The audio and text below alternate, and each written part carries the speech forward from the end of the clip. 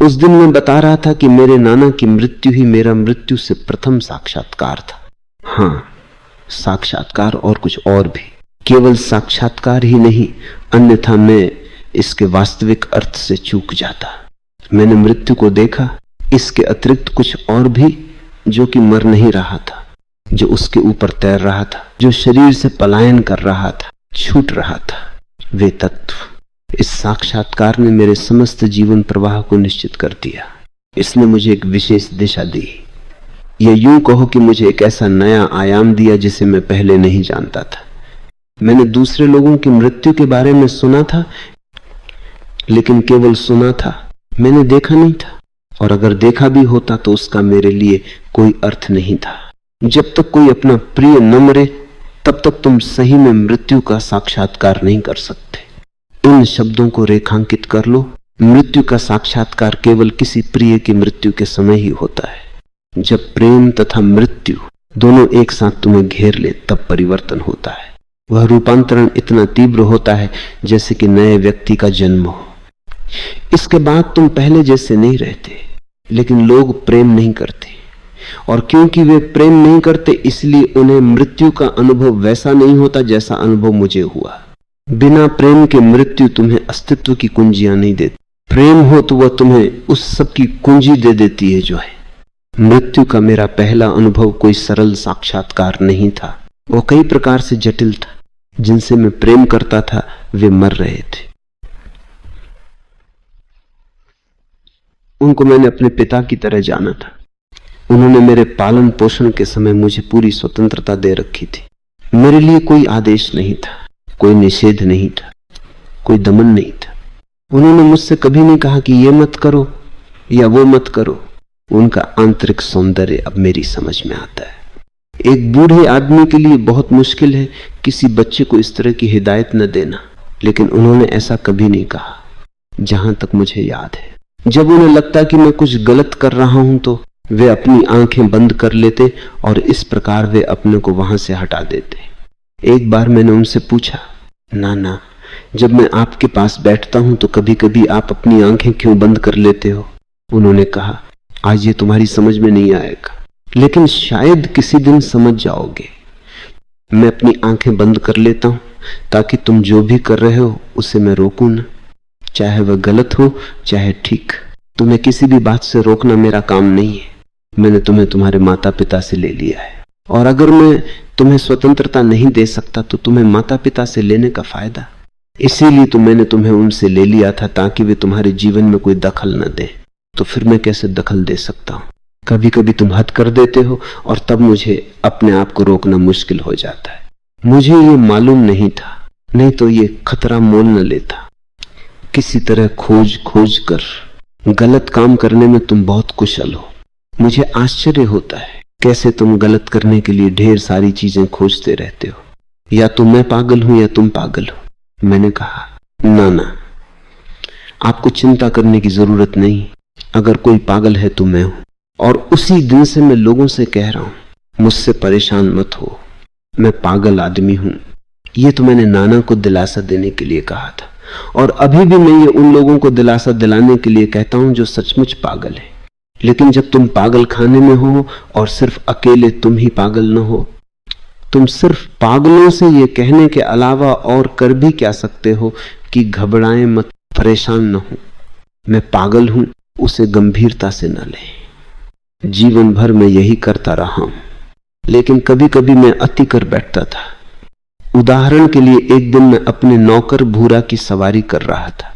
मैंने उसे घोड़ा बनने के लिए कहा तो पहले वो थोड़ा घबराया, लेकिन मेरी नानी ने उससे कहा, तुम घोड़े जैसा अभिनय नहीं कर सकते, घोड़ा बनने में क्या मुश्किल है। सो उस बेचारे को घोड़ा बनना पड़ा और मैं उस पर सवार हो गया। नाना ये सहन न कर सके। उन्होंने अपनी आंखें बंद कर ली और अपना मंत्र दोहराने लगे, नमो अरिहंताणम, नमो सिद्धानम। मैंने खेल बंद किया, क्योंकि जब उन्होंने अपने मंत्र का जाप करना शुरू किया तो इसका अर्थ था कि उनकी सहन शक्ति समाप्त हो रही है। यह खेल बंद करने का समय था। मैंने उनको झकझोरते हुए कहा, नाना वापस आ जाओ, अपने मंत्र के जपने की जरूरत नहीं है। मैंने खेल बंद कर दिया है। क्या आप देख नहीं सकते कि यह सिर्फ एक खेल था? उन्होंने मेरी आंखों में देखा और मैंने उनकी आंखों में देखा। एक क्षण के लिए मौन छा गया। फिर उन्होंने कहा, अच्छा मुझे ही पहले बोलना चाहिए। मैंने कहा, हाँ ये ठीक है, क्योंकि अगर आप चुप रहते तो मैं जीवन भर चुप रहता। ये अच्छा हुआ कि आप बोले, इसलिए अब मैं आपको उत्तर दे सकता हूं। आप क्या पूछना चाहते हैं? तो मैं तुमसे सदा एक ही बात पूछना चाहता हूं कि तुम इतने शैतान क्यों हो? मैंने कहा, यह प्रश्न तो आपको भगवान से पूछने के लिए रखना चाहिए। जब आपकी भेंट भगवान से हो तब आप उनसे पूछना, आपने इस बच्चे को इतना शैतान क्यों बनाया? आप ये मुझसे नहीं पूछ सकते। मुझसे पूछना तो ऐसे है जैसे कि कहा जाए, तुम क्यों हो? अब इसका उत्तर क्या हो सकता है? जहां तक मेरा सवाल है, मुझे तो इसकी कोई चिंता नहीं है। मैं अपने जैसा हूं। इस घर में अपने जैसा होने की इजाजत है या नहीं? हम लोग बाहर बगीचे में बैठे थे। उन्होंने मेरी ओर फिर से देखा और पूछा, क्या मतलब है तुम्हारा? मैंने कहा, आपको अच्छी तरह से मालूम है कि मेरा क्या मतलब है। अगर मैं अपने जैसा नहीं हो सकता तो मैं इस घर में प्रवेश नहीं करूंगा। सो आपको ये बात साफ करनी होगी कि या तो मैं अपने जैसा रहकर इस घर के भीतर जाऊं या इस घर को भूलकर मैं आवारा घुमक्कड़ बन जाऊं। साफ साफ बताइए कि मुझे क्या करना है, जल्दी बताइए। उन्होंने हंसकर कहा, तुम घर के भीतर जा सकते हो, ये तुम्हारा घर है। अगर मैं तुम्हारे जीवन में दखल देने से अपने आप को न रोक सका तो मैं घर छोड़ दूंगा। तुम्हें घर छोड़ने की जरूरत नहीं।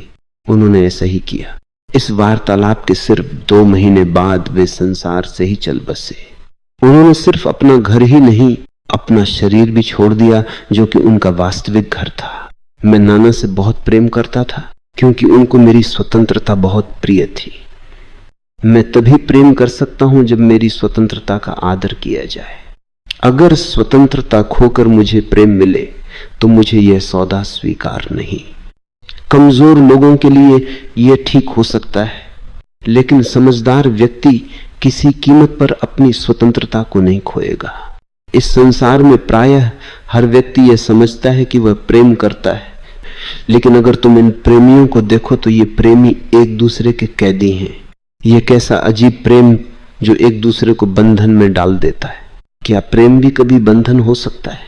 लेकिन 99.9% ऐसा ही होता है, क्योंकि आरंभ से ही प्रेम वहां नहीं था। सच तो यह है कि सामान्यतः लोग समझते हैं कि वे प्रेम करते हैं, लेकिन वे प्रेम नहीं करते। क्योंकि जब प्रेम होता है तो फिर कहां मैं और कहां तू। प्रेम के साथ आता है स्वतंत्रता का भाव, जिसमें अधिकार का भाव नहीं होता। लेकिन दुर्भाग्य से ऐसा प्रेम दुर्लभ है। अगर प्रेम में स्वतंत्रता बनी रहे तो तुम राजा या रानी से कम नहीं हो। वही तो परमात्मा का सच्चा राज्य है, प्रेम स्वतंत्रता के साथ। प्रेम तुम्हारी जड़ें जमीन में मजबूत करता है और स्वतंत्रता तुम्हें पंख देती है। मेरे नाना ने मुझे ये दोनों दी। मुझे उनसे जितना प्रेम मिला उतना तो नानी को या मेरी मां को भी नहीं मिला। साथ साथ ही उन्होंने मुझे स्वतंत्रता भी दी, जो सबसे बड़ा उपहार है।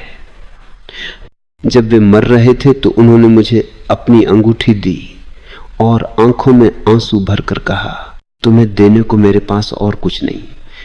मैंने कहा, नाना आपने मुझे पहले से ही सबसे मूल्यवान उपहार दिया है। उन्होंने अपनी आंखें खोली और पूछा, वह क्या है? मैंने हंसते हुए कहा, आप भूल गए, आपने मुझे अपना प्रेम दिया और स्वतंत्रता भी दी। आपने जैसी स्वतंत्रता मुझे दी वैसी तो किसी बच्चे को नहीं मिलती। मुझे और क्या चाहिए? आप और क्या दे सकते हैं? मैं आपका आभारी हूं। अब आप शांति से विदा हो सकते हैं। इसके बाद मैंने कई लोगों को मरते देखा है, लेकिन शांतिपूर्वक मरना बहुत मुश्किल है। मैंने केवल 5 लोगों को शांतिपूर्वक मरते देखा है।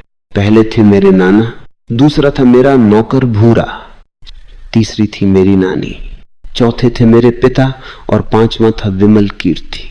भूरा सिर्फ इसलिए मरा क्योंकि वह अपने मालिक के बिना इस संसार में जीने की सोच भी न सकता था। वह मर गया, सहजता से मर गया। वह हमारे साथ मेरे पिता के गांव आया था। क्योंकि वो बैलगाड़ी चला रहा था। जब उसे कुछ समय के लिए बैलगाड़ी के पर्दे के भीतर से कुछ भी सुनाई नहीं दिया तो उसने मुझसे पूछा, बेटा सब ठीक है ना? बार बार भूरा ने पूछा। सब चुप क्यों है? कोई बोल क्यों नहीं रहा? वह पर्दे के बाहर बैठा हुआ था और उसने पर्दे को उठाकर देखने की कोशिश नहीं की। वो ऐसी धृष्टता कैसे कर सकता था? क्योंकि भीतर नानी बैठी हुई थी, इसलिए वो बार बार पूछ रहा था कि क्या बात है, सब चुप क्यों है? मैंने कहा, बात तो कुछ भी नहीं, हम लोग मौन का मजा ले रहे हैं। नाना चाहते हैं कि हम चुप रहें। ये झूठ था, क्योंकि नाना तो मर गए थे, लेकिन एक प्रकार से यह सच भी था। नाना चुप थे और वही उनका संदेश था हमारे लिए, चुप रहने का। आखिर मैंने भूरा को कहा, सब ठीक है, लेकिन नाना चले गए हैं। वो विश्वास न कर सका। उसने कहा, तब सब ठीक कैसे हो सकता है? उसके बिना मैं जिंदा नहीं रह सकता। और 24 घंटे के भीतर वो मर गया, ठीक ऐसे जैसे खिला हुआ फूल बंद हो जाता है और फिर दोबारा खुलने को तैयार नहीं होता। अब हम मेरे पिता के शहर में थे, जो कुछ बड़ा था, इसलिए हमने भूरा को बचाने की बहुत कोशिश की। 03 भारत के लिए मेरे पिता का शहर एक छोटा सा शहर था। वहां की जनसंख्या केवल 20,000 थी। वहां पर एक अस्पताल का डॉक्टर आश्चर्यचकित था। उसे विश्वास ही नहीं हो रहा था कि भूरा भारतीय है, क्योंकि भूरा बिल्कुल यूरोपीय दिखाई देता था। शायद वह जीव विज्ञान का विचित्र उदाहरण था, मुझे पता नहीं। कुछ ठीक हो गया होगा। प्रचलित मुहावरे के अनुसार तो कहा जाता है कुछ गड़बड़ हो गई होगी, लेकिन मैंने अपना मुहावरा बनाया है, कुछ ठीक हो गया होगा। गड़बड़ ही क्यों कहा जाए? अपने मालिक की मृत्यु से भूरा को बहुत गहरा सदमा पहुंचा। जब तक हम शहर नहीं पहुंचे तब तक हम उसे झूठ बोलते रहे। शहर पहुंचने पर जब शव को बैलगाड़ी से बाहर निकाला गया तब भूरा ने देखा कि क्या हुआ है। उसने अपनी आंखें बंद कर ली और फिर कभी नहीं खोली। उसने कहा, मैं अपने मालिक को मरा हुआ नहीं देख सकता। और यह था सिर्फ मालिक नौकर का संबंध, लेकिन उन दोनों के बीच एक ऐसा गहरा संबंध, एक ऐसी गहरी घनिष्ठता पैदा हो गई थी जिसको परिभाषित नहीं किया जा सकता। इतना तो मैं निश्चित रूप से कह सकता हूं कि उसने दोबारा अपनी आंखें नहीं खोली। नाना के मरने के बाद वो कुछ घंटे ही जीवित रहा। मरने से पहले वो बेहोश हो गया, कोमा में चला गया। मरने से पहले नाना ने नानी से कहा था, भूरा का ख्याल रखना। मुझे मालूम है कि तुम राजा की देखभाल अच्छी तरह से करोगी, उसके बारे में मुझे तुमसे कुछ नहीं कहना, लेकिन भूरा का ध्यान रखना। उसने जैसी मेरी सेवा की है वैसी कोई नहीं कर सकता था। मैंने डॉक्टर से कहा, क्या आप इन दोनों के बीच प्रेम और विश्वास को समझ सकते हैं? 03 डॉक्टर ने मुझसे पूछा, क्या यह यूरोपियन था? मैंने कहा, दिखाई तो ऐसा ही देता है। डॉक्टर ने कहा, चालाकी मत करो, तुम हो तो 7-8 साल के बच्चे, लेकिन हो बहुत शैतान और चालाक। दूसरे को चक्कर में डाल देते हो। जब मैंने तुमसे पूछा कि क्या तुम्हारे नाना मर गए हैं तो तुमने कहा कि नहीं, और वह सच नहीं था। मैंने कहा, नहीं, वह सच था, वे मरे नहीं हैं। इतना प्रेमपूर्ण व्यक्ति मर ही नहीं सकता। अगर प्रेम मर सकता है तो दुनिया के लिए कोई आशा नहीं है।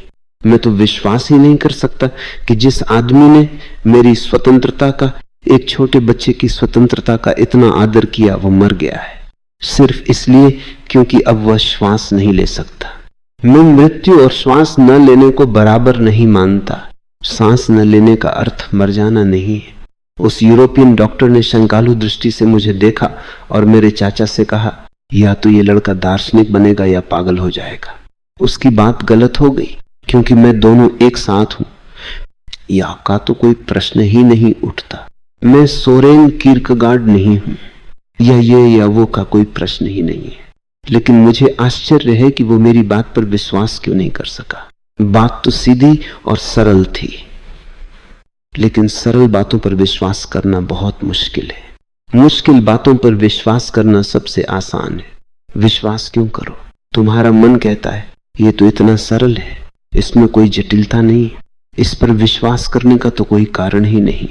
जब तक तुम तरतुलियन न हो, जिसका वक्तव्य मुझे बहुत प्रिय है, संसार की सभी भाषाओं के साहित्यों में से अगर मुझे एक वक्तव्य चुनना हो तो मुझे खेद है कि जीसस क्राइस्ट से नहीं चुनूंगा। और मुझे खेद है कि गौतम बुद्ध से नहीं चुनूंगा, मोजेज, मोहम्मद या च्वांगत्सु या लाओ त्से से भी नहीं चुनूंगा। मैं तो चुनूंगा इस अजीब आदमी से जिसके बारे में कुछ भी नहीं मालूम। तरतुलियन, इस नाम का सही उच्चारण तो मैं नहीं जानता, इसलिए इसके अक्षरों का उच्चारण इस प्रकार करता हूं, तरतुलियन। मुझे सबसे प्रिय इसका उदाहरण है क्रेडोकुआ एब्सर्डम, अर्थात मैं विश्वास करता हूं क्योंकि यह बेतुका है, असंगत है। क्षण भर को तरतुलियन को भूल जाओ, उस पर पर्दा गिरा दो, इन गुलाबों को देखो। इनको तुम क्यों प्रेम करते हो? इनसे प्रेम करने का कोई कारण तो नहीं? क्या ये बेतुकापन नहीं है? अगर कोई बार बार तुमसे पूछे कि तुम गुलाबों को क्यों प्रेम करते हो, तो अंत में तुम अपने कंधे बिचका दोगे। यही कंधे बिचकाना क्रेडोकुआ एब्सर्डम, तरतुलियन फिलॉसफी का यही अर्थ है। मेरी समझ में नहीं आ सका कि वह डॉक्टर इस बात पर विश्वास क्यों नहीं कर सका कि मेरे नाना नहीं मरे। मैं जानता था, और वह भी जानता था कि जहां तक शरीर का प्रश्न है वो तो समाप्त हो गया था, इसमें तो कोई संदेह नहीं था। लेकिन शरीर के अतिरिक्त भी कुछ है, शरीर में होते हुए भी वह शरीर का अंश नहीं है। प्रेम उसको उद्घाटित करता है, स्वतंत्रता उसे आकाश में ऊंची उड़ान के लिए पंख देती है। त्वदीयं वस्तु गोविंदम तुभ्यमेव समर्पयित। हे प्रभु, यह जीवन जो तुमने मुझे दिया वह तुम्हें आभार सहित वापस समर्पित करता हूं। ये मरते समय मेरे नाना के अंतिम शब्द थे। हालांकि उन्होंने परमात्मा में कभी विश्वास नहीं किया और वे हिंदू नहीं थे। 03 ये वाक्य, ये सूत्र हिंदू सूत्र है, लेकिन भारत में सब चीजें घुल मिल गई, विशेषकर अच्छी बातें। मरने से पहले अन्य बातों के बीच उन्होंने एक बात बार बार कही, चक्र को रोको। उस समय तो मैं ये नहीं समझ सका, अगर हम गाड़ी का चाक रोक दें, और उस समय वहां पर तो केवल बैलगाड़ी का चक्र चाक था, तो हम अस्पताल कैसे पहुंच सकेंगे। जब उन्होंने बार बार कहा कि चक्र को रोको, तो मैंने अपनी नानी से पूछा, क्या नाना जी का दिमाग खराब हो गया है? वे हंस पड़ी। उनकी यही विशेषता मुझे बहुत पसंद थी। मेरी तरह वे भी जानती थीं कि मृत्यु बहुत निकट है। जब मुझ तक मालूम था तो ये कैसे हो सकता है कि उनको नहीं मालूम था? ये तो साफ दिखाई दे रहा था कि उनकी श्वास कभी भी बंद हो सकती है। फिर भी वे बार बार चक्र को बंद करने के लिए कह रहे थे। नानी हंसी। मैं उनको अभी भी हंसते हुए देख सकता हूं। उस समय वे 50 साल से ऊपर न थी, लेकिन मैंने हमेशा ये देखा है कि जो स्त्रियां बनावटी श्रृंगार द्वारा अपने आप को सुंदर बनाती हैं, वे 45 की उम्र में बहुत ही क्रूप दिखाई देती हैं। तुम सारी दुनिया में घूम लो कि मैं जो कह रहा हूं वह सच है या झूठ। उनकी लिपस्टिक, मेकअप, कृत्रिम भवें और न जाने क्या क्या। हे भगवान, भगवान ने जब ये दुनिया बनाई तो उसने भी इन चीजों के बारे में नहीं सोचा था। कम से कम बाइबल में तो ये नहीं लिखा गया कि 5वें दिन उसने लिपस्टिक बनाई और 6ठे दिन उसने कृत्रिम भवें बनाई। आदि अगर स्त्री सचमुच सुंदर है तो 45 वर्ष की आयु में उसका सौंदर्य चरम सीमा पर होता है। मेरा देखना है कि पुरुष 35 साल की आयु में अपनी चरम सीमा पर होता है। 0 उससे 10 वर्ष अधिक होती है, और ये गलत या अनुचित भी नहीं है। बच्चों को जन्म देते समय उसे इतना कष्ट उठाना पड़ता है कि अगर उसे थोड़ा अतिरिक्त जीवन मिले तो वो उचित है। मेरी नानी 50 साल की थी, फिर भी उनका यौवन तथा सौंदर्य चरम सीमा पर थे। मैं उस क्षण को कभी नहीं भूला। वह ऐसा क्षण था, मेरे नाना मर रहे थे और हमें चक्र को रोकने के लिए कह रहे थे। मैं कैसे चक्र को रोक सकता था? हम लोगों को अस्पताल पहुंचने की जल्दी थी। मेरे नाना ने कहा, राजा चक्र को रोको। क्या तुमने सुना नहीं? अगर मैं तुम्हारी नानी की हंसी सुन सकता हूं तो तुम भी मुझे सुन सकते हो। मुझे मालूम है कि वह बहुत अद्भुत महिला है और मैं उसे कभी नहीं समझ सका। मैंने उनसे कहा,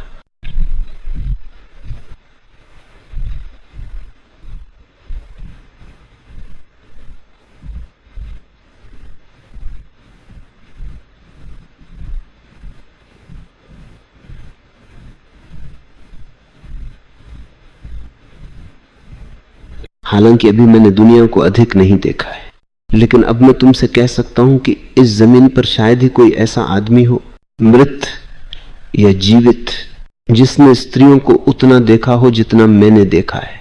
लेकिन मरते हुए नाना को दिलासा देने के लिए मैंने उनसे कहा, उनकी हंसी की आप चिंता न करें, मैं उनको जानता हूं, आप जो कह रहे हैं उस पर वे नहीं हंस रही। मैंने उन्हें चुटकुला सुनाया था, वे उस पर हंस रही। उन्होंने कहा, ठीक, अगर वे तुम्हारे चुटकुले पर हंस रही तो हंसना बिल्कुल ठीक है, लेकिन इस चक्र का क्या होगा? अब मैं जानता हूं, लेकिन उस समय मैं इस पारिभाषिक शब्दावली से बिल्कुल अपरिचित था। यह चक्र जीवन और मृत्यु का चक्र है और भारतीय विचारधारा इससे इतनी अभिभूत है, इतनी ग्रसित है कि हजारों वर्षों से लाखों लोग यही प्रयास कर रहे हैं कि इस चक्र को कैसे रोका जाए। 0।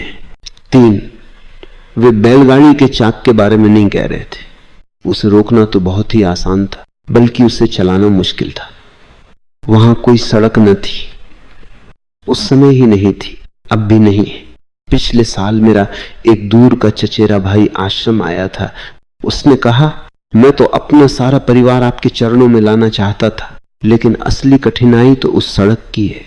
मैंने कहा, अभी भी करीब 50 साल बीत गए हैं, लेकिन भारत ऐसा देश है कि वहां समय ठहर गया है, वो आगे बढ़ता ही नहीं।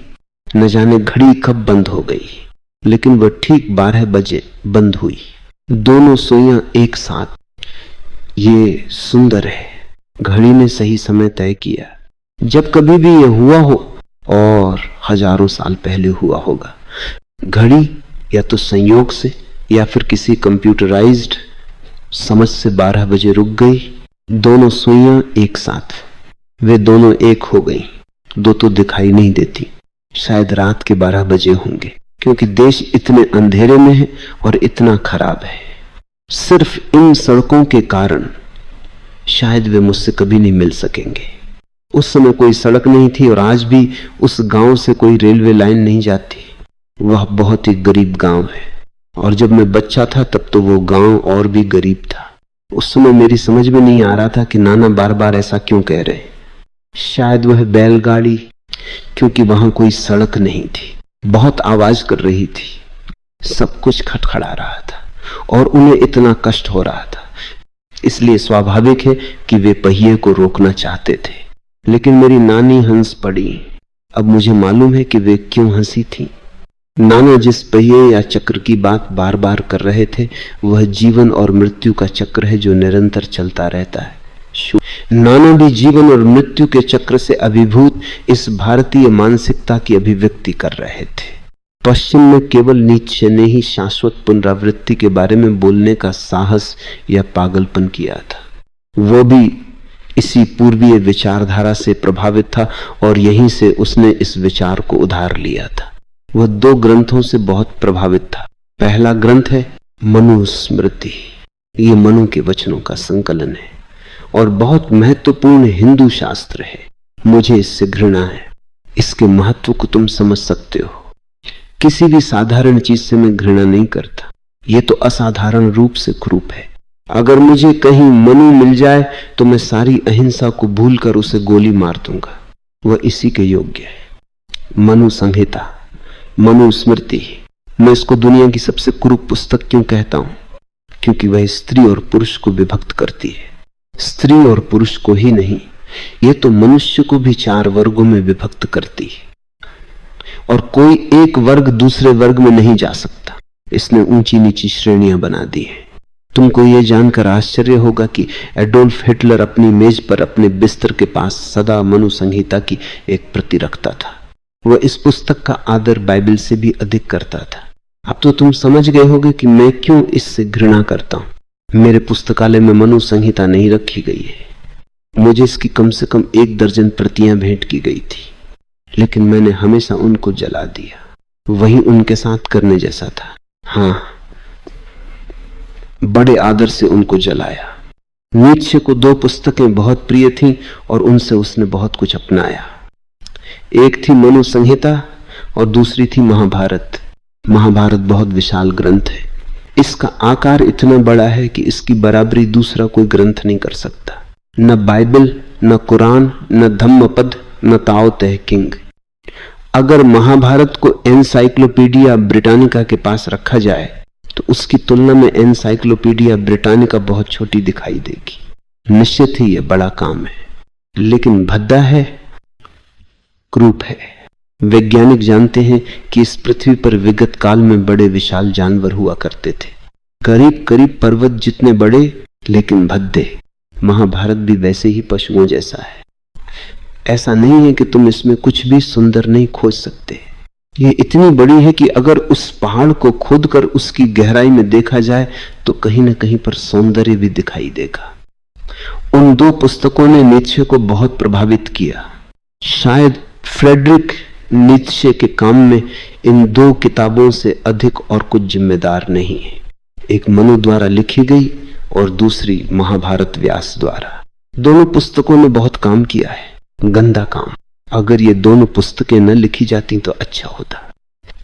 फ्रेडरिक नीत्शे इन दोनों ग्रंथों को इतने आदर से याद करता था कि तुम्हें आश्चर्य होगा कि ये वही व्यक्ति है जिसने अपने आप को क्राइस्ट विरोधी कहा था।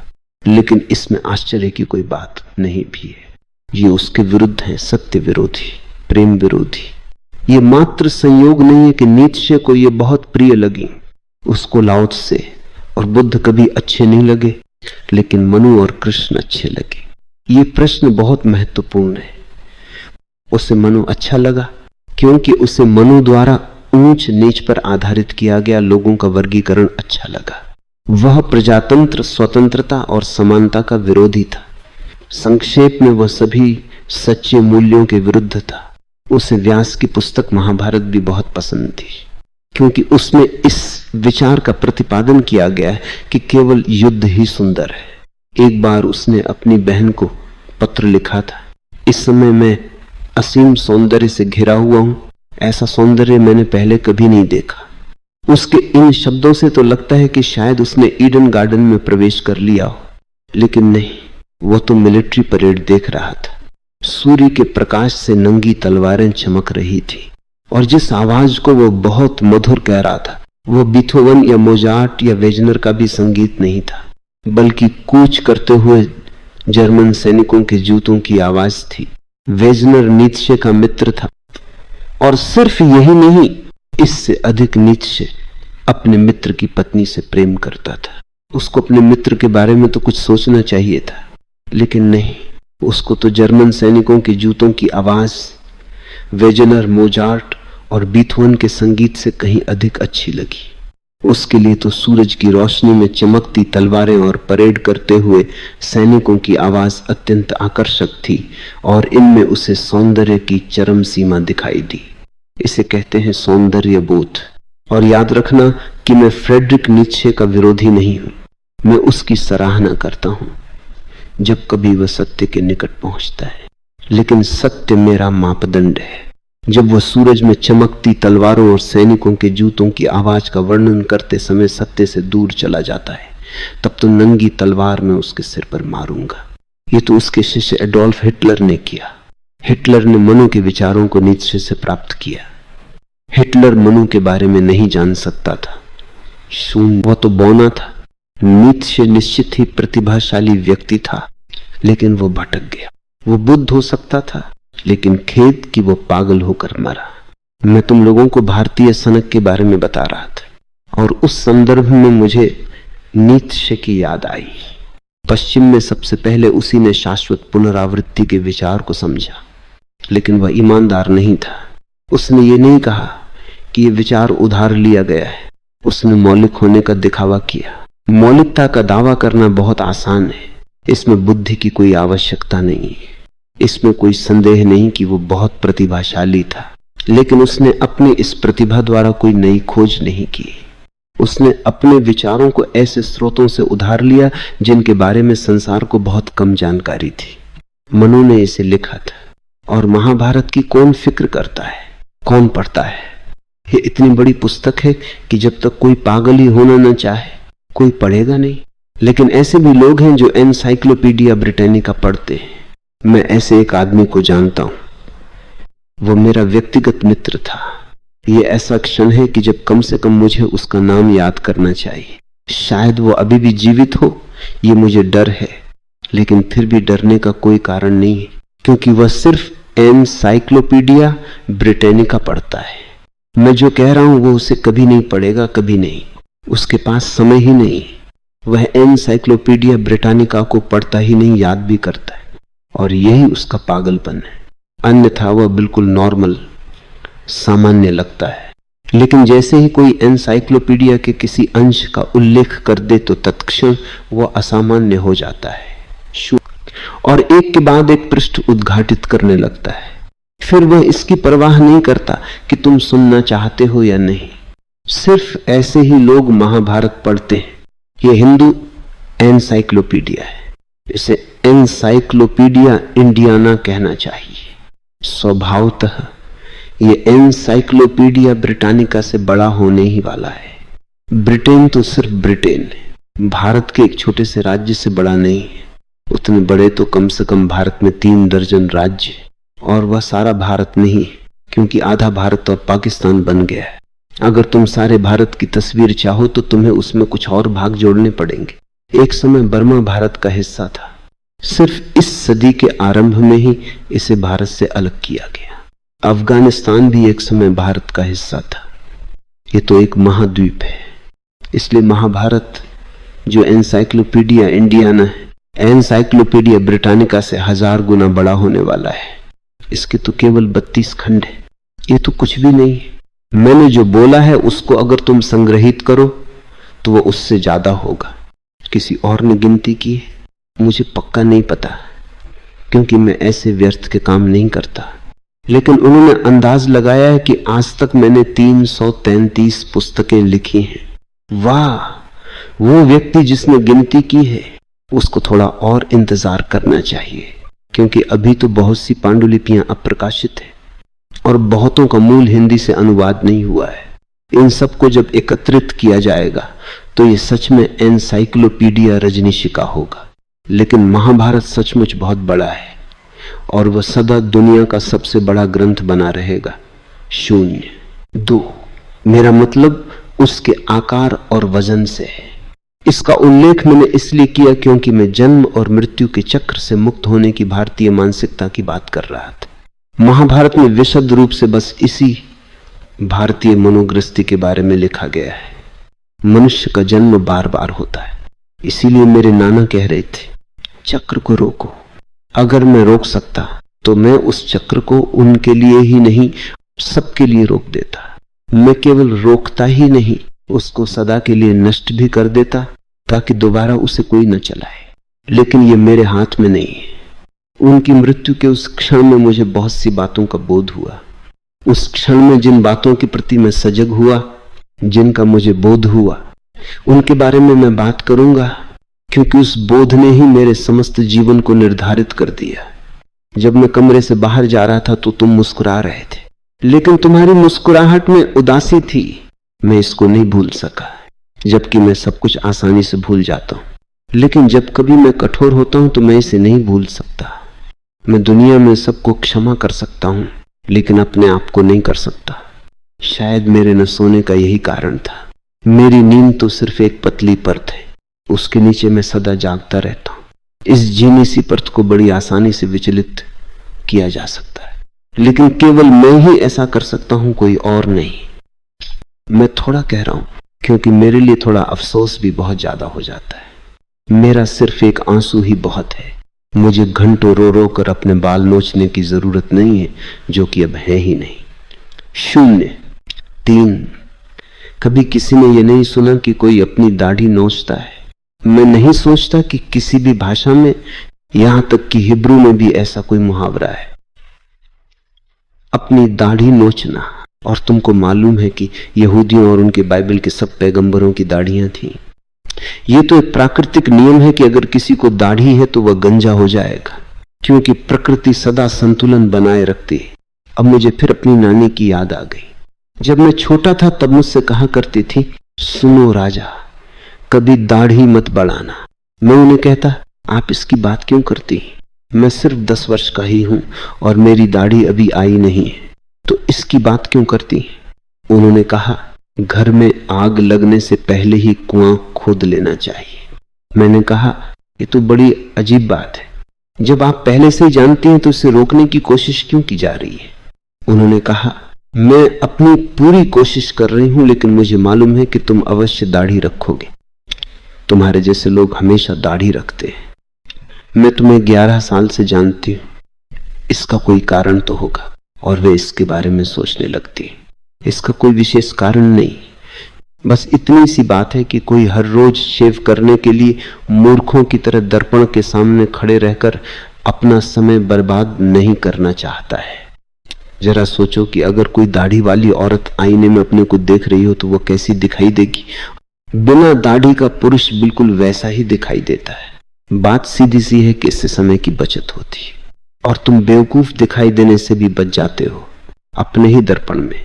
लेकिन एक बात तो निश्चित है कि जब तुम दाढ़ी बढ़ाना शुरू करते हो तो सिर गंजा होने लगता है। 0, 3 प्रकृति संतुलन बनाए रखना कभी नहीं भूलती। उसने तुम्हें बालों की एक निश्चित संख्या दी है और अगर तुम दाढ़ी बढ़ाने लगे तो बजट को कहीं से तो कम करना पड़ेगा। किसी से भी पूछ लो, ये तो अर्थशास्त्र का सीधा सा नियम है। मुझे देवगीत की थोड़ी चिंता हो रही थी। मुझे लग रहा था कि मैंने उसे ठेस पहुंचाई है। शायद मैंने पहुंचाई थी, शायद इसकी जरूरत थी। इसलिए मेरी नींद की चिंता मत करो।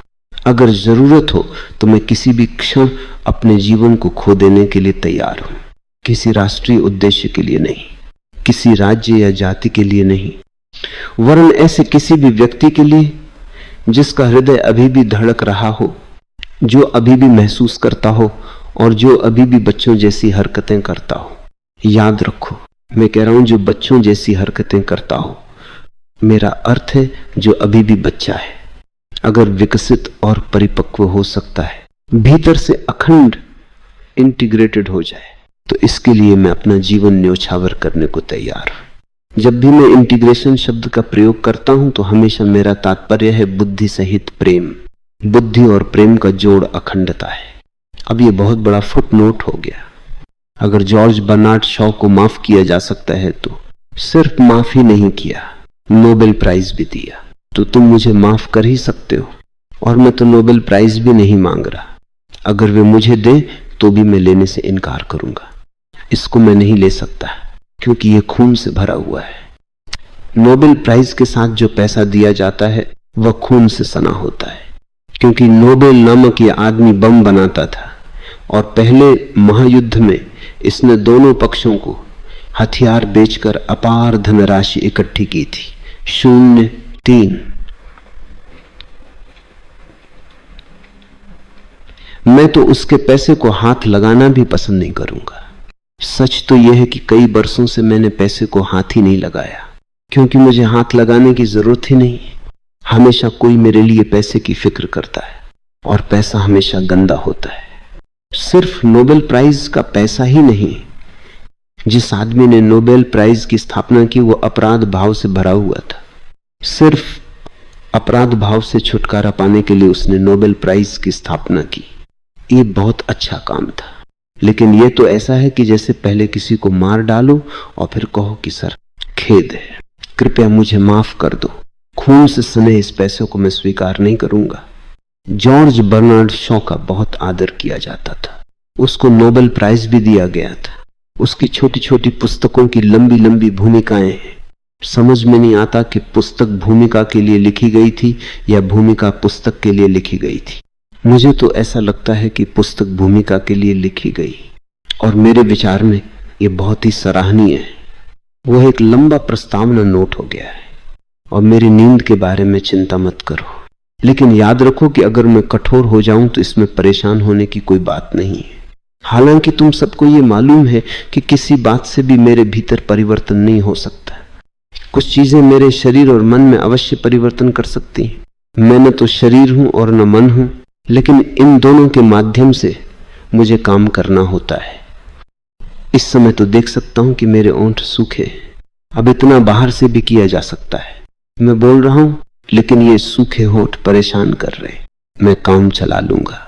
0, 2, लेकिन ये बाधा डाल रहे हैं, टूट जाएगा और मैं आरंभ कर सकता हूं। धन्यवाद। अब वह कहानी, मृत्यु अंत नहीं है, लेकिन वह सिर्फ समस्त जीवन का चरम बिंदु है, पराकाष्ठा है। ऐसा नहीं है कि तुम समाप्त हो गए, बल्कि तुम दूसरे शरीर में चले गए। पूर्व के लोग इसी को चक्र कहते हैं। ये घूमता रहता है, घूमता रहता है। हाँ, इसको रोका जा सकता है, लेकिन इसको रोकने का उपाय मरते समय नहीं किया जा सकता। नाना की मृत्यु से मैंने सबसे बड़ा पाठ यही सीखा। वे रो रहे थे और आंखों में आंसू भरकर वे हमें चक्र को रोकने के लिए कह रहे थे। हमें समझ नहीं आ रहा था कि क्या करें, चक्र को कैसे रोके। अब उनका चक्र तो उनका चक्र था, हमें तो वो दिखाई भी नहीं दे रहा था। त्वदीय वस्तु गोविंदम तुभ्यमेव समर्पयेत्। हे प्रभु, ये जीवन जो तुमने मुझे दिया वह तुम्हें आभार सहित वापस समर्पित करता हूं। ये मरते समय मेरे नाना के अंतिम शब्द थे। हालांकि उन्होंने परमात्मा में कभी विश्वास नहीं किया और वे हिंदू नहीं थे। ये वाक्य, ये सूत्र हिंदू सूत्र है, लेकिन भारत में सब चीजें घुल मिल गई हैं। विशेषकर अच्छी बात है। मरने से पहले अन्य बातों के बीच उन्होंने एक बात बार बार कही, चक्र को रोको। उस समय तो मैं ये नहीं समझ सका कि अगर हम गाड़ी का चाक रोक दें, और उस समय वहां पर तो केवल बैलगाड़ी का चक्र चाक था, तो हम अस्पताल कैसे पहुंच सकेंगे। जब उन्होंने बार बार कहा कि चक्र को रोको, तो मैंने अपनी नानी से पूछा, क्या नाना जी का दिमाग खराब हो गया है? वे हंस पड़ी।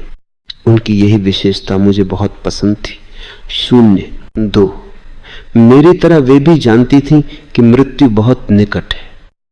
जब मुझे तक मालूम था तो ये कैसे हो सकता है कि उनको नहीं मालूम था।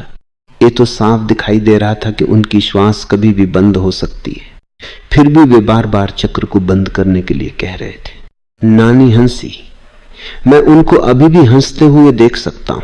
उस समय वे 50 साल से ऊपर न थी, लेकिन मैंने हमेशा ये देखा है कि जो स्त्रियां बनावटी श्रृंगार द्वारा अपने आप को सुंदर बनाती हैं, वे 45 की उम्र में बहुत ही क्रूप दिखाई देती हैं। तुम सारी दुनिया में घूम लो कि मैं जो कह रहा हूं वह सच है या झूठ। उनकी लिपस्टिक, मेकअप, कृत्रिम भवे और न जाने क्या क्या। हे भगवान, भगवान ने जब ये दुनिया बनाई तो उसने भी इन चीजों के बारे में नहीं सोचा था। कम से कम बाइबल में तो ये नहीं लिखा गया कि 5वें दिन उसने लिपस्टिक बनाई और 6ठे दिन उसने कृत्रिम भवें बनाई। आदि अगर स्त्री सचमुच सुंदर है तो 45 वर्ष की आयु में उसका सौंदर्य चरम सीमा पर होता है। मेरा देखना है कि पुरुष 35 साल की आयु में अपनी चरम सीमा पर होता है। स्त्री की आयु पुरुष से 10 वर्ष अधिक होती है, और ये गलत या अनुचित भी नहीं है। बच्चों को जन्म देते समय उसे इतना कष्ट उठाना पड़ता है कि अगर उसे थोड़ा अतिरिक्त जीवन मिला तो वह उचित है। मेरी नानी 50 साल की थी, फिर भी उनका यौवन तथा सौंदर्य चरम सीमा पर थे। मैं उस क्षण को कभी नहीं भूला। वह ऐसा क्षण था, मेरे नाना मर रहे थे और हमें चक्र को रोकने के लिए कह रहे थे। मैं कैसे चक्र को रोक सकता था? हम लोगों को अस्पताल पहुंचने की जल्दी थी। मेरे नाना ने कहा, राजा चक्र को रोको। क्या तुमने सुना नहीं? अगर मैं तुम्हारी नानी की हंसी सुन सकता हूं तो तुम भी मुझे सुन सकते हो। मुझे मालूम है कि वो बहुत अद्भुत महिला है और मैं उसे कभी नहीं समझ सका। मैंने उनसे कहा, नाना, जहां तक मैं जानता हूं वे सबसे सरल महिलाएं हैं।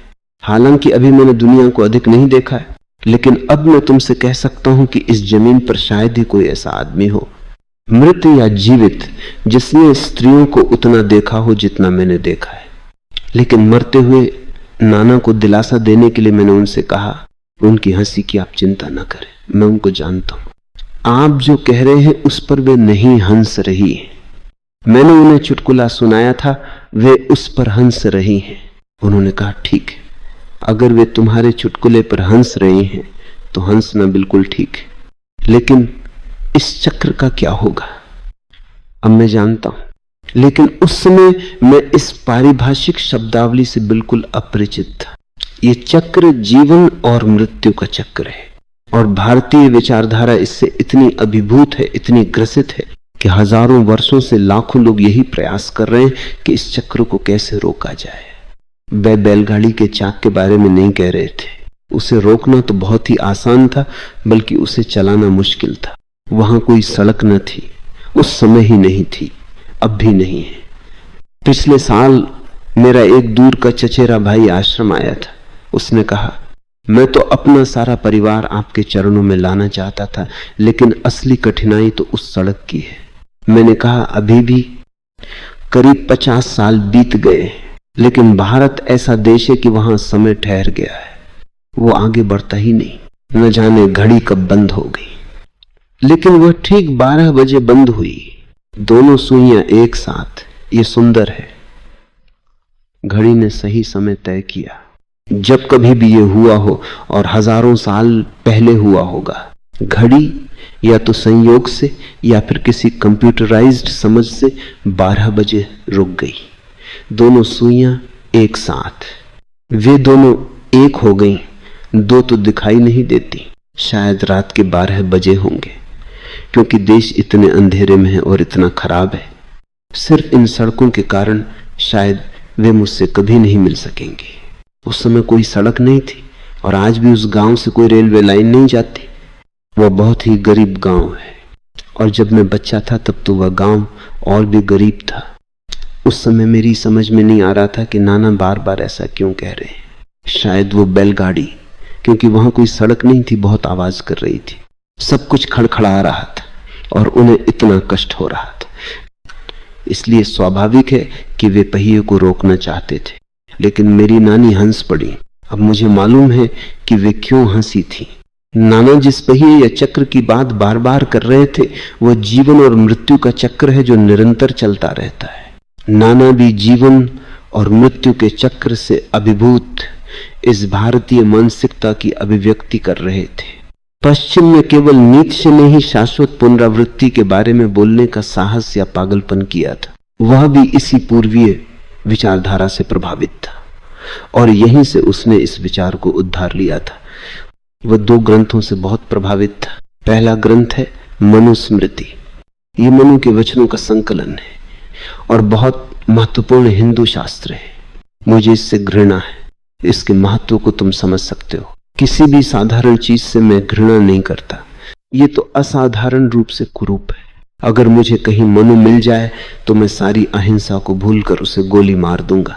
वो इसी के योग्य है। मनु संहिता, मनुस्मृति, मैं इसको दुनिया की सबसे कुरूप पुस्तक क्यों कहता हूं? क्योंकि वह स्त्री और पुरुष को विभक्त करती है। स्त्री और पुरुष को ही नहीं है तो मनुष्य को भी 4 वर्गों में विभक्त करती है, और कोई एक वर्ग दूसरे वर्ग में नहीं जा सकता। इसने ऊंची नीची श्रेणियां बना दी है। तुमको ये जानकर आश्चर्य होगा कि एडोल्फ हिटलर अपनी मेज पर अपने बिस्तर के पास सदा मनु संहिता की एक प्रति रखता था। वह इस पुस्तक का आदर बाइबल से भी अधिक करता था। अब तो तुम समझ गए होगे कि मैं क्यों इससे घृणा करता हूं। मेरे पुस्तकालय में मनु संहिता नहीं रखी गई है। मुझे इसकी कम से कम 1 दर्जन प्रतियां भेंट की गई थी, लेकिन मैंने हमेशा उनको जला दिया। वही उनके साथ करने जैसा था। हाँ, बड़े आदर से उनको जलाया। नीत्शे को 2 पुस्तकें बहुत प्रिय थीं और उनसे उसने बहुत कुछ अपनाया। एक थी मनु संहिता और दूसरी थी महाभारत। महाभारत बहुत विशाल ग्रंथ है। इसका आकार इतना बड़ा है कि इसकी बराबरी दूसरा कोई ग्रंथ नहीं कर सकता। न बाइबल, न कुरान, न धम्मपद, न ताओ ते किंग। अगर महाभारत को एनसाइक्लोपीडिया ब्रिटानिका के पास रखा जाए तो उसकी तुलना में एनसाइक्लोपीडिया ब्रिटानिका बहुत छोटी दिखाई देगी। निश्चित ही ये बड़ा काम है, लेकिन भद्दा है, कुरूप है। वैज्ञानिक जानते हैं कि इस पृथ्वी पर विगत काल में बड़े विशाल जानवर हुआ करते थे, करीब करीब पर्वत जितने बड़े, लेकिन भद्दे। महाभारत भी वैसे ही पशुओं जैसा है। ऐसा नहीं कि तुम इसमें कुछ भी सुंदर नहीं खोज सकते। इतनी बड़ी है कि अगर उस पहाड़ को खोदकर उसकी गहराई में देखा जाए तो कहीं न कहीं पर सौंदर्य भी दिखाई देगा। उन 2 पुस्तकों ने नीत्शे को बहुत प्रभावित किया। शायद फ्रेडरिक नीत्शे के काम में इन 2 किताबों से अधिक और कुछ जिम्मेदार नहीं है। एक मनु द्वारा लिखी गई और दूसरी महाभारत व्यास द्वारा। दोनों पुस्तकों ने बहुत काम किया है, गंदा काम। अगर ये दोनों पुस्तकें न लिखी जाती तो अच्छा होता।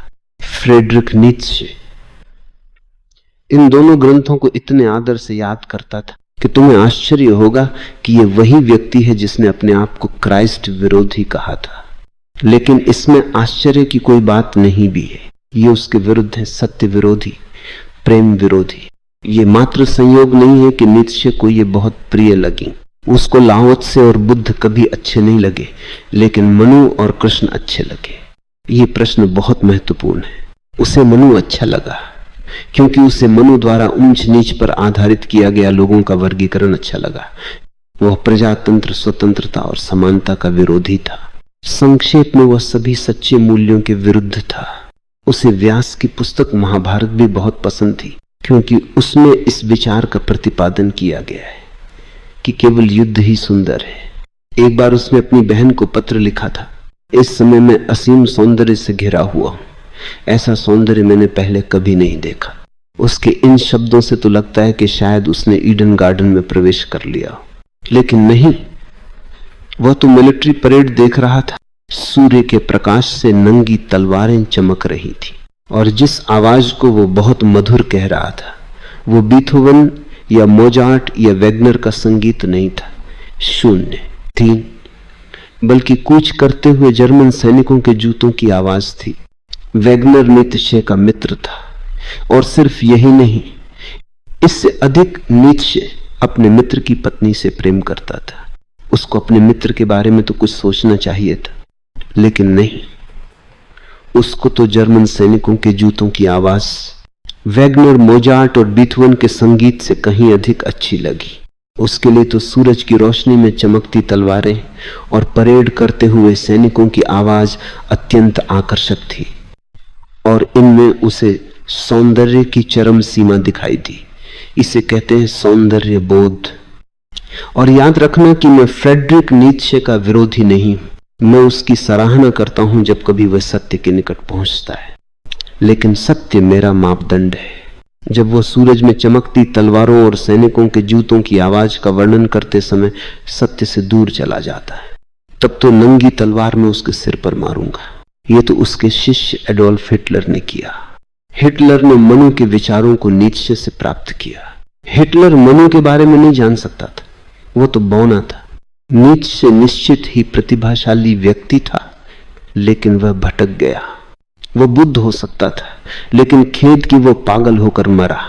मैं तुम लोगों को भारतीय सनक के बारे में बता रहा था और उस संदर्भ में मुझे नीत्शे की याद आई। पश्चिम में सबसे पहले उसी ने शाश्वत पुनरावृत्ति के विचार को समझा, लेकिन वह ईमानदार नहीं था। उसने ये नहीं कहा कि यह विचार उधार लिया गया है, उसने मौलिक होने का दिखावा किया। मौलिकता का दावा करना बहुत आसान है, इसमें बुद्धि की कोई आवश्यकता नहीं, इसमें कोई संदेह नहीं कि वह बहुत प्रतिभाशाली था, लेकिन उसने अपनी इस प्रतिभा द्वारा कोई नई खोज नहीं की। उसने अपने विचारों को ऐसे स्रोतों से उधार लिया जिनके बारे में संसार को बहुत कम जानकारी थी। मनु ने इसे लिखा था और महाभारत की कौन फिक्र करता है, कौन पढ़ता है। ये इतनी बड़ी पुस्तक है कि जब तक कोई पागल ही होना न चाहे कोई पढ़ेगा नहीं, लेकिन ऐसे भी लोग हैं जो एनसाइक्लोपीडिया ब्रिटानिका पढ़ते हैं। मैं ऐसे एक आदमी को जानता हूं, वो मेरा व्यक्तिगत मित्र था। ये ऐसा क्षण है कि जब कम से कम मुझे उसका नाम याद करना चाहिए। शायद वह अभी भी जीवित हो, यह मुझे डर है, लेकिन फिर भी डरने का कोई कारण नहीं, क्योंकि वह सिर्फ एनसाइक्लोपीडिया ब्रिटानिका पढ़ता है। मैं जो कह रहा हूं वह उसे कभी नहीं पढ़ेगा, कभी नहीं, उसके पास समय ही नहीं है। वह एनसाइक्लोपीडिया ब्रिटानिका को पढ़ता ही नहीं, याद भी करता है, और यही उसका पागलपन है। अन्यथा वो बिल्कुल नॉर्मल, सामान्य लगता है। लेकिन जैसे ही कोई एनसाइक्लोपीडिया के किसी अंश का उल्लेख कर दे तो तत्क्षण वह असामान्य हो जाता है और एक के बाद एक पृष्ठ उद्घाटित करने लगता है। फिर वह इसकी परवाह नहीं करता कि तुम सुनना चाहते हो या नहीं। सिर्फ ऐसे ही लोग महाभारत पढ़ते। ये हिंदू एनसाइक्लोपीडिया है, इसे एनसाइक्लोपीडिया इंडियाना कहना चाहिए। स्वभावतः ये एनसाइक्लोपीडिया ब्रिटानिका से बड़ा होने ही वाला है। ब्रिटेन तो सिर्फ ब्रिटेन है, भारत के एक छोटे से राज्य से बड़ा नहीं है। उतने बड़े तो कम से कम भारत में 3 दर्जन राज्य है, और वह सारा भारत नहीं है, क्योंकि आधा भारत तो अब पाकिस्तान बन गया है। अगर तुम सारे भारत की तस्वीर चाहो तो तुम्हें उसमें कुछ और भाग जोड़ने पड़ेंगे। एक समय बर्मा भारत का हिस्सा था, सिर्फ इस सदी के आरंभ में ही इसे भारत से अलग किया गया। अफगानिस्तान भी एक समय भारत का हिस्सा था। ये तो एक महाद्वीप है, इसलिए महाभारत जो एनसाइक्लोपीडिया इंडियाना है, एनसाइक्लोपीडिया ब्रिटानिका से 1000 गुना बड़ा होने वाला है। इसके तो केवल 32 खंड है। ये तो कुछ भी नहीं है। मैंने जो बोला है उसको अगर तुम संग्रहित करो तो वह उससे ज्यादा होगा। किसी और ने गिनती की है, मुझे पक्का नहीं पता, क्योंकि मैं ऐसे व्यर्थ के काम नहीं करता, लेकिन उन्होंने अंदाज लगाया है कि आज तक मैंने 333 पुस्तकें लिखी। वाह, वह व्यक्ति जिसने गिनती की है उसको थोड़ा और इंतजार करना चाहिए, क्योंकि अभी तो बहुत सी पांडुलिपियां अप्रकाशित हैं और बहुतों का मूल हिंदी से अनुवाद नहीं हुआ है। इन सबको जब एकत्रित किया जाएगा तो ये सच में एनसाइक्लोपीडिया रजनीशी का होगा। लेकिन महाभारत सचमुच बहुत बड़ा है और वह सदा दुनिया का सबसे बड़ा ग्रंथ बना रहेगा। मेरा मतलब उसके आकार और वजन से है। इसका उल्लेख मैंने इसलिए किया क्योंकि मैं जन्म और मृत्यु के चक्र से मुक्त होने की भारतीय मानसिकता की बात कर रहा था। महाभारत में विशद रूप से बस इसी भारतीय मनोगृष्टि के बारे में लिखा गया है। मनुष्य का जन्म बार बार होता है, इसीलिए मेरे नाना कह रहे थे चक्र को रोको। अगर मैं रोक सकता तो मैं उस चक्र को उनके लिए ही नहीं सबके लिए रोक देता। मैं केवल रोकता ही नहीं, उसको सदा के लिए नष्ट भी कर देता ताकि दोबारा उसे कोई न चलाए। लेकिन ये मेरे हाथ में नहीं है। उनकी मृत्यु के उस क्षण में मुझे बहुत सी बातों का बोध हुआ। उस क्षण में जिन बातों के प्रति मैं सजग हुआ, जिनका मुझे बोध हुआ, उनके बारे में मैं बात करूंगा, क्योंकि उस बोध ने ही मेरे समस्त जीवन को निर्धारित कर दिया। जब मैं कमरे से बाहर जा रहा था तो तुम मुस्कुरा रहे थे, लेकिन तुम्हारी मुस्कुराहट में उदासी थी। मैं इसको नहीं भूल सका, जबकि मैं सब कुछ आसानी से भूल जाता हूं। लेकिन जब कभी मैं कठोर होता हूं तो मैं इसे नहीं भूल सकता। मैं दुनिया में सबको क्षमा कर सकता हूं, लेकिन अपने आप को नहीं कर सकता। शायद मेरे न सोने का यही कारण था। मेरी नींद तो सिर्फ एक पतली परत है, उसके नीचे मैं सदा जागता रहता हूं। इस झीमी सी परत को बड़ी आसानी से विचलित किया जा सकता है, लेकिन केवल मैं ही ऐसा कर सकता हूं, कोई और नहीं। मुझे थोड़ा अफसोस हुआ। मैं थोड़ा कह रहा हूं क्योंकि मेरे लिए थोड़ा अफसोस भी बहुत ज्यादा हो जाता है। मेरा सिर्फ एक आंसू ही बहुत है। मुझे घंटों रो कर अपने बाल नोचने की जरूरत नहीं है, जो कि अब है ही नहीं। कभी किसी ने यह नहीं सुना कि कोई अपनी दाढ़ी नोचता है। मैं नहीं सोचता कि किसी भी भाषा में, यहां तक कि हिब्रू में भी ऐसा कोई मुहावरा है, अपनी दाढ़ी नोचना। और तुमको मालूम है कि यहूदियों और उनके बाइबल के सब पैगंबरों की दाढ़ियां थी। ये तो एक प्राकृतिक नियम है कि अगर किसी को दाढ़ी है तो वो गंजा हो जाएगा, क्योंकि प्रकृति सदा संतुलन बनाए रखती है। अब मुझे फिर अपनी नानी की याद आ गई। जब मैं छोटा था तब मुझसे कहा करती थी, सुनो राजा, कभी दाढ़ी मत बढ़ाना। मैं उन्हें कहता, आप इसकी बात क्यों करती हैं? मैं सिर्फ 10 वर्ष का ही हूं और मेरी दाढ़ी अभी आई नहीं है, तो इसकी बात क्यों करती हैं? उन्होंने कहा, घर में आग लगने से पहले ही कुआं खोद लेना चाहिए। मैंने कहा, ये तो बड़ी अजीब बात है।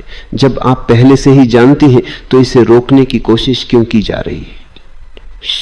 उन्होंने कहा, मैं अपनी पूरी कोशिश कर रही हूं, लेकिन मुझे मालूम है कि तुम अवश्य दाढ़ी रखोगे। तुम्हारे जैसे लोग हमेशा दाढ़ी रखते हैं। मैं तुम्हें 11 साल से जानती हूं। इसका कोई कारण तो होगा। और वे इसके बारे में सोचने लगी। इसका कोई विशेष कारण नहीं, बस इतनी सी बात है कि कोई हर रोज शेव करने के लिए मूर्खों की तरह दर्पण के सामने खड़े रहकर अपना समय बर्बाद नहीं करना चाहता है। जरा सोचो कि अगर कोई दाढ़ी वाली औरत आईने में अपने को देख रही हो तो वह कैसी दिखाई देगी। बिना दाढ़ी का पुरुष बिल्कुल वैसा ही दिखाई देता है। बात सीधी सी है कि इससे समय की बचत होती है और तुम बेवकूफ दिखाई देने से भी बच जाते हो अपने ही दर्पण में। लेकिन एक बात तो निश्चित है कि जब तुम दाढ़ी बढ़ाना शुरू करते हो तो सिर गंजा होने लगता है। प्रकृति संतुलन बनाए रखना कभी नहीं भूलती। उसने तुम्हें बालों की एक निश्चित संख्या दी है, और अगर तुम दाढ़ी बढ़ाने लगे तो बजट को कहीं से तो कम करना पड़ेगा। किसी से भी पूछ लो, ये तो अर्थशास्त्र का सीधा सा नियम है। मुझे देवगीत की थोड़ी चिंता हो रही थी। मुझे लग रहा था कि मैंने उसे ठेस पहुंचाई है। शायद मैंने पहुंचाई थी, शायद इसकी जरूरत थी। इसलिए मेरी नींद की चिंता मत करो। अगर जरूरत हो तो मैं किसी भी क्षण अपने जीवन को खो देने के लिए तैयार हूं। किसी राष्ट्रीय उद्देश्य के लिए नहीं, किसी राज्य या जाति के लिए नहीं, वरन ऐसे किसी भी व्यक्ति के लिए जिसका हृदय अभी भी धड़क रहा हो, जो अभी भी महसूस करता हो और जो अभी भी बच्चों जैसी हरकतें करता हो। याद रखो, मैं कह रहा हूं जो बच्चों जैसी हरकतें करता हो।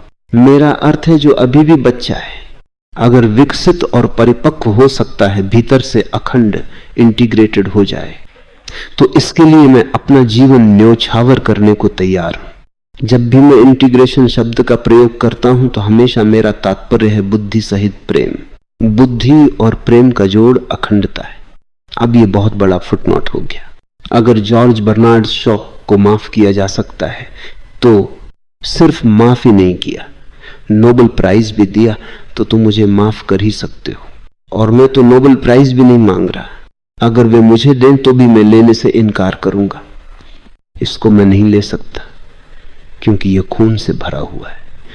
नोबेल प्राइज के साथ जो पैसा दिया जाता है वो खून से सना होता है, क्योंकि नोबेल नामक यह आदमी बम बनाता था और पहले महायुद्ध में इसने दोनों पक्षों को हथियार बेचकर अपार धनराशि इकट्ठी की थी। मैं तो उसके पैसे को हाथ लगाना भी पसंद नहीं करूंगा। सच तो यह है कि कई बरसों से मैंने पैसे को हाथ ही नहीं लगाया, क्योंकि मुझे हाथ लगाने की जरूरत ही नहीं। हमेशा कोई मेरे लिए पैसे की फिक्र करता है और पैसा हमेशा गंदा होता है। सिर्फ नोबेल प्राइज का पैसा ही नहीं, जिस आदमी ने नोबेल प्राइज की स्थापना की वह अपराध भाव से भरा हुआ था। सिर्फ अपराध भाव से छुटकारा पाने के लिए उसने नोबेल प्राइज की स्थापना की। यह बहुत अच्छा काम था। लेकिन यह तो ऐसा है कि जैसे पहले किसी को मार डालो और फिर कहो कि सर खेद है, कृपया मुझे माफ कर दो। खून से सने इस पैसे को मैं स्वीकार नहीं करूंगा। जॉर्ज बर्नार्ड शॉ का बहुत आदर किया जाता था। उसको नोबेल प्राइज भी दिया गया था। उसकी छोटी छोटी पुस्तकों की लंबी लंबी भूमिकाएं हैं। समझ में नहीं आता कि पुस्तक भूमिका के लिए लिखी गई थी या भूमिका पुस्तक के लिए लिखी गई थी। मुझे तो ऐसा लगता है कि पुस्तक भूमिका के लिए लिखी गई, और मेरे विचार में ये बहुत ही सराहनीय है। वो ये एक लंबा प्रस्तावना नोट हो गया है। और मेरी नींद के बारे में चिंता मत करो, लेकिन याद रखो कि अगर मैं कठोर हो जाऊं तो इसमें परेशान होने की कोई बात नहीं। हालांकि तुम सबको ये मालूम है कि किसी बात से भी मेरे भीतर परिवर्तन नहीं हो सकता। कुछ चीजें मेरे शरीर और मन में अवश्य परिवर्तन कर सकती हैं। मैं न तो शरीर हूं और न मन हूं, लेकिन इन दोनों के माध्यम से मुझे काम करना होता है। इस समय तो देख सकता हूं कि मेरे होंठ सूखे हैं। अब इतना बाहर से भी किया जा सकता है। मैं बोल रहा हूं, लेकिन ये सूखे होंठ परेशान कर रहे हैं। मैं काम चला लूंगा, लेकिन ये बाधा डाल रहे हैं। टूट जाएगा और मैं आरंभ कर सकता हूं। धन्यवाद। अब वह कहानी, मृत्यु अंत नहीं है, लेकिन वह सिर्फ समस्त जीवन का चरम बिंदु है, पराकाष्ठा है। ऐसा नहीं है कि तुम समाप्त हो गए, बल्कि तुम दूसरे शरीर में चले गए। पूर्व के लोग इसी को चक्र कहते हैं। ये घूमता रहता है, घूमता रहता है। हाँ, इसको रोका जा सकता है, लेकिन इसको रोकने का उपाय मरते समय नहीं किया जा सकता। नाना की मृत्यु से मैंने सबसे बड़ा पाठ यही सीखा। वे रो रहे थे और आंखों में आंसू भरकर वे हमें चक्र को रोकने के लिए कह रहे थे। हमें समझ नहीं आ रहा था कि क्या करें, चक्र को कैसे रोकें। अब उनका चक्र तो उनका चक्र था, हमें तो वह दिखाई भी नहीं दे रहा था। ये तो उनकी अपनी चेतना थी और वे ही इसे करा सकते थे। इसलिए उनके आंसू बह रहे थे और उसे रोकने को हमसे बार बार कह रहे थे, जैसे कि हम बहरे हों। हमने उनसे कहा, नाना आपकी बात को सुन लिया है और हम समझ रहे हैं, कृपया आप चुप हो जाइए। 0, 2 उस क्षण कुछ हुआ, कुछ घटा। मैंने इसके बारे में कभी किसी को कुछ नहीं बताया। शायद इससे पहले समय उपयुक्त नहीं था। मैं उनसे कह रहा था, आप चुप हो जाइए। उस कच्ची ऊबड़ खाबड़ सड़क पर बैलगाड़ी खड़खड़ करती हुई चल रही थी और वे कह रहे थे, राजा चक्र को रोको। तुम सुन रहे हो? चक्र को रोको। मैं भी उनसे बार बार कह रहा था, कृपया आप चुप हो जाइए और मैं आपकी सहायता करने की कोशिश करूंगा। मेरी नानी तो हैरान हो गई। उन्होंने अपनी बड़ी बड़ी आंखों से आश्चर्यचकित होकर मुझे देखा कि मैं क्या कह रहा हूं और मैं कैसे उनकी सहायता कर सकता हूं। मैंने कहा, इतना हैरान होने की कोई बात नहीं है। अचानक मुझे अपने पिछले एक जीवन की याद आ गई है। इस मृत्यु को देखकर मुझे अपनी एक मृत्यु की याद आ गई है। मेरा वह जन्म और मृत्यु तिब्बत में हुआ था। वही एकमात्र ऐसा देश है जो वैज्ञानिक ढंग से जानता है कि इस चक्र को कैसे रोका जा सकता है। इसके बाद मैंने कुछ जपना आरंभ कर दिया। न तो मेरी नानी समझ सकी, न मरते हुए नाना, और न मेरा नौकर भूरा जो बाहर बैठा हुआ बड़े ध्यान से सुन रहा था। 12-13 वर्ष के बाद मेरी समझ में आया कि वह क्या था। इतना समय लगा उसको खोजने में। तिब्बत के इस कर्मकांड को बारदो थोडल कहते हैं। तिब्बत में जब कोई आदमी मरता है तो वे लोग एक विशेष मंत्र का जाप करते। उस मंत्र को बारदो कहते। वह मंत्र उस मरते हुए आदमी से कहता है, शांत हो जाओ, मौन हो जाओ, अपने केंद्र पर जाओ और वहीं रहो। शरीर को कुछ भी हो, तुम केंद्र से मत हटो, केवल साक्षी बने रहो। जो हो रहा है उसे होने दो, बीच में बाधा मत डालो।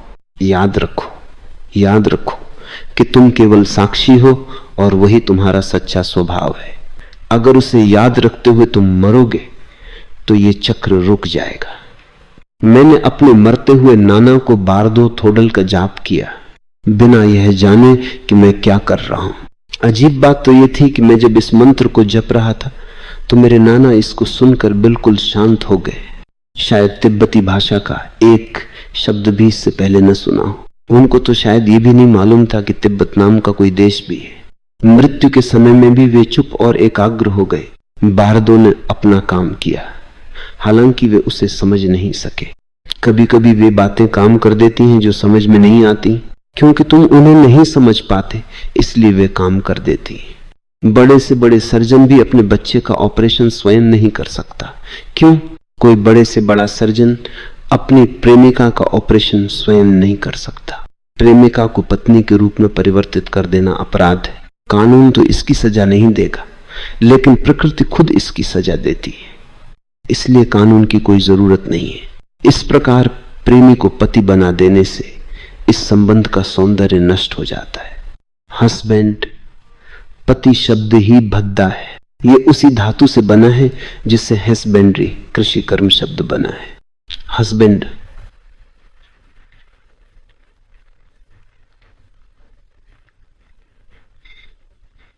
पति वह है जो बीज बोने के लिए स्त्री का उपयोग खेत की तरह करता है। दुनिया की हर भाषा से हस्बैंड, पति शब्द मिटा देना चाहिए। यह शब्द अमानवीय है। प्रेमी तो समझ में आता है, लेकिन पति नहीं।